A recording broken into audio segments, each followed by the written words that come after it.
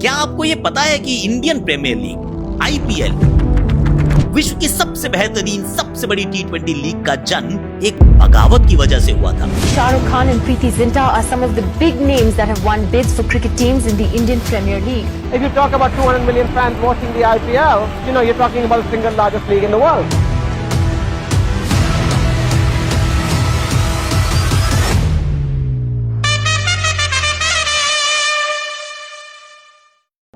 बात 2005-2006 की है। टी20 क्रिकेट को काफी बोर्ड्स ने मान्यता देनी शुरू कर दी थी। इंग्लैंड ने तो इस फॉर्मेट को ऑफिशियली अपना भी लिया था। ऑस्ट्रेलिया ने भी बिग बैश लीग की डिस्कशंस करनी शुरू की थी।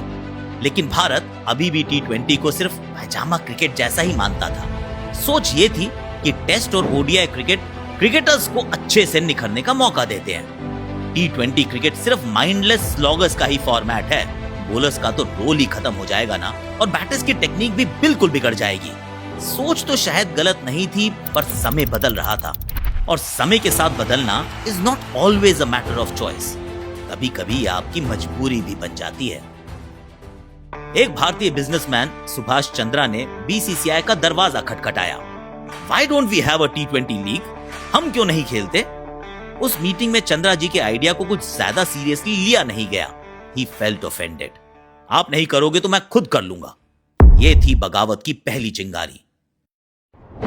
उसको नाम दिया गया इंडियन क्रिकेट लीग, यानी आईसीएल। इस आग को एक नाम दो, आईसीएल, सपने मंजिल तक। सिटी बेस्ड टीम्स बनाई गई। वर्ल्ड आइकन्स जैसे ब्रायन लारा, इंजमामुल हक को साइन भी किया गया। The great Kapil Dev Indian Cricket League के ब्रांड एम्बेसडर भी बने। उनके आने से लेजिटिमेसी आ गई, तो साथ ही आए up and coming cricketers from India.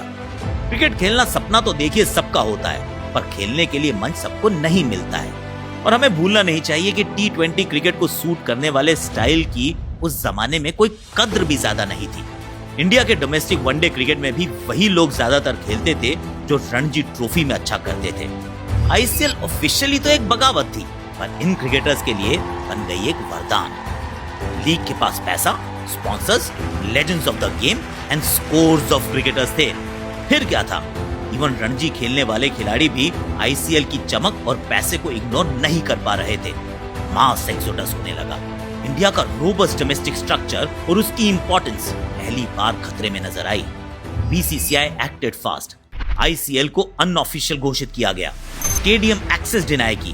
Players को बता दिया गया, if you are not with us, you are against us. सबको साइड्स चूज करनी थी। बहुत टर्मोइल था इंडियन डोमेस्टिक क्रिकेट में उस समय। वो खिलाड़ी जो इंडिया के लिए खेलने के सपने देखने बंद कर चुके थे, और वो जो सपने देख ही नहीं रहे थे, आईसीएल से बहुत आकर्षित थे। बीसीसीआई ने आईसीएल में भाग लेने वाले क्रिकेटर्स को भी बैन किया, लेकिन आईसीएल की popularity was there for everyone to see. काफी और इंटरनेशनल प्लेयर्स ने भी साइन किया। इंटरनेशनल टीम्स को भी ऐड कर लिया था अब लीग ने। टी20 एज अ फॉर्मेट की पॉपुलैरिटी किसी से छुपी तो नहीं थी। आईसीसी ने भी रियलाइज किया और इनॉग्रल टी20 वर्ल्ड कप करवाने का फैसला किया। इंडिया अभी भी डिनायल मोड में ही था। वी वर स्टिल कैंपेनिंग कि टी20 इंटरनेशनल क्रिकेट को राशन किया जाए, लिमिटेड मैचेस खेले जाएं, और जब भारतीय सीनियर प्लेयर्स ने टी20 फॉर्मेट खेलने में थोड़ी सी रिलक्टेंस जताई, तो बीसीसीआई ने बेझिझक युवा एमएस धोनी की कप्तानी में एक टीम साउथ अफ्रीका भेज दी। वो टीम शायद चैंपियनशिप जीतने के मंसूबे से नहीं भेजी गई थी, लेकिन अंत में बनी चैंपियन। भारत ने पाकिस्तान को हराकर ट्रॉफी जीती और बने वर्ल्ड चैंपियन एक ऐसे फॉर्मेट में जिससे हम सौतेला बर्ताव कर रहे थे। लेकिन महेंद्र सिंह धोनी की टीम की वो ऐतिहासिक जीत और आईसीएल नाम की बगावत ने बीसीसीआई को एनकरेज किया कि अपनी एक लीग लॉन्च की जाए।